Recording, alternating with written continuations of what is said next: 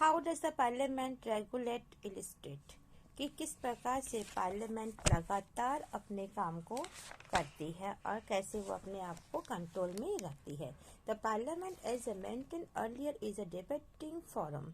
It is through debates that the parliament perform all its vital functions. Sabha decision must be meaningful and orderly, so that the function of the parliament are carried out smoothly and its dignity is intact. The constitution itself has made certain provision to ensure smooth conduct of business. The presiding officer of the legislative is the final authority in matters of regulating of business of the legislature.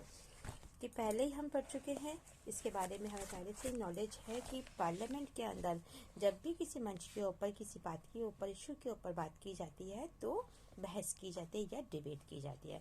तो parliament के सारे जरूरी काम जो है debate के द्वारा ही complete किए जाते हैं, चाहे वो सही हो या अनुशासित ढंग से होना जरूरी होता है।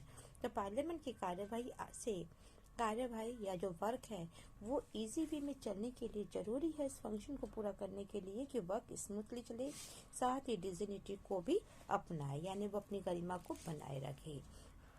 खुद कॉन्स्टिट्यूशन के जो मेकर्स हैं या पार्लियामेंट की जो कार्यवाही होती है उसको सुचारू रूप से करने के लिए कुछ ऐसे नियम बनाए गए हैं, जैसे कि सदन के अंदर अध्यक्ष का होना और विधायी का लेजिस्लेटिव के द्वारा वर्क को करना, या फिर हायर अधिकारी यानी कि रेगुलेटिंग ऑफिसर प्रेसिडिंग ऑफिसर के द्वारा इस लेजिस्लेटिव वर्क को फाइनल अथॉरिटी के मैटर के द्वारा इसे रेगुलेट करना और बिजनेस को लेजिस्लेटिव द्वारा कंप्लीट किया जाता है। There is one more way in which the presiding officers control the behavior of the members. You may have heard about the anti-defamation law. Most of the members of the legislative are elected on the ticket of some political parties. What would happen if they decide to leave the parties after getting elected? For many years after the independence, this issue was unresolved. Finally, there was an agreement among the parties that is legislator or who is elected on one party's ticket must be restricted from definition to another parties. An amendment to the constitution was made, 52 Amendment Act in 1985. This is known as the Anti-Definitions Amendment. It has also been subsequently modified by 1991 amendments. This presiding officer of the House is the authority who takes final decision in all such cases.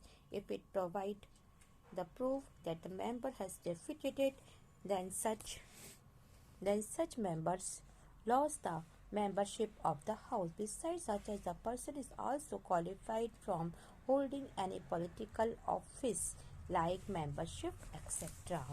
ये हम पहले ही पढ़ चुके हैं कि संसद में जो बहस चलती है इसके बारे के अंदर, और साथ ही एक तरीके से सदन के जो हमारा पार्लियामेंट है इसमें जो अध्यक्ष बने होते हैं अपने सदस्यों के व्यवहार को ये नियंत्रित या कंट्रोल भी करते हैं। शायद आपने देखा होगा ये कुछ ऐसे में मेंबर्स होते हैं जो एक पार्टी दूसरे पार्टी में जाना या वहां से आना, इसके बारे में आपने सुना होगा। और लेजिस्लेटिव में अधिकतर ऐसे भी मेंबर्स होते हैं जो किसी न किसी पार्टी पर टिकट पर चुने जाते हैं, कि चुने जाने के बाद में अपनी पार्टी को छोड़ना चाहें तो क्या होगा।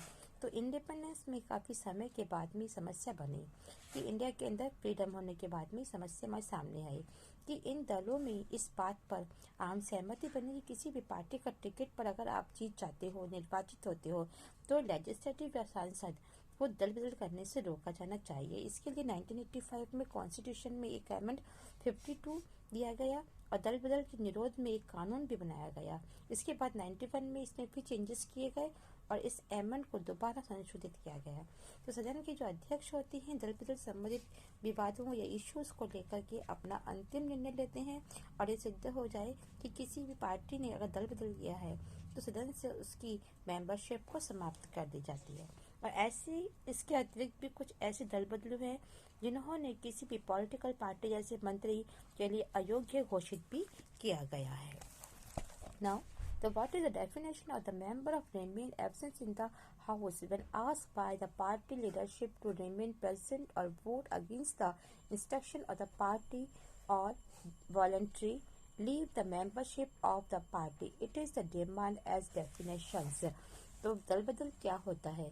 ये अगर किसी पार्टी में कोई मेंबर्स एक पार्टी की लीडरशिप के आदेश के बावजूद उसी हाउस में उपस्थित न हो या फिर दल के निर्देश के अपोजिशन अदर पार्टी में मतदान करे अथवा अपनी खुद की इच्छा से दल सदस्यता त्यागपत्र दे दे, तो उसे हम दल बदल कहते हैं। ये इसकी डेफिनेशन है कि डेफिनेशन ऑफ द दल बदल या फिर अदर पार्टी में जाना।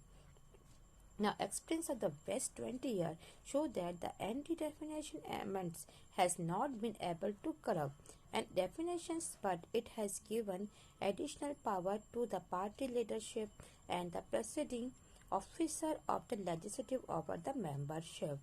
विगत हमने देखा है कि लास्ट 20 ईयर का जो हमारा एक्सपीरियंस है बताता है कि दल विरोध निरोधक कानून यानी एंटी डेफिनेशन एमेंड के द्वारा अगर दल बदल को रोकने में अगर वो सफल नहीं होता है तो इसमें किसी भी दल का जो लीडर होता है या जो उसका अध्यक्ष होता है लेजिस्लेटिव के मेंबरशिप के विरुद्ध वो अपनी पावर को यूज कर सकता है। इसके साथ आपका ये चैप्टर एंड होता है।